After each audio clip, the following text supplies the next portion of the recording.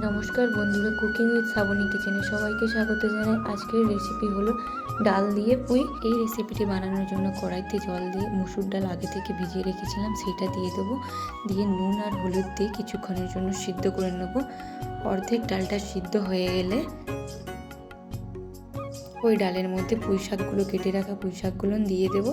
দিয়ে ভালো করে সিদ্ধ করে নেব।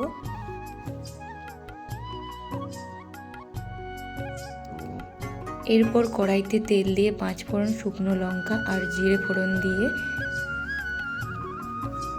পেঁয়াজ কুচি, আদা বাটা, রসুন বাটা, নুন আর অল্প পরিমাণ চিনি দিয়ে ভালো করে নেড়েচেড়ে কষিয়ে নেব। এরপর লঙ্কার গুঁড়ো, হলুদ গুঁড়ো দিয়ে দেব। এরপর কুচানো টমেটোগুলো দিয়ে ভালো করে নেড়েচেড়ে মশলা থেকে তেল ছেড়ে দিয়েছে। এবার ডালটা দিয়ে ভালো করে 10 মিনিট ভালোভাবে সিদ্ধ করে রান্না করে নেব।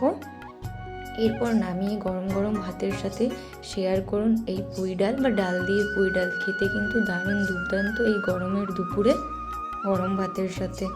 আর ভিডিওটি ভালো লাগলে সাবস্ক্রাইব করতে ভুলবেন না। আজকের মতো টাটা।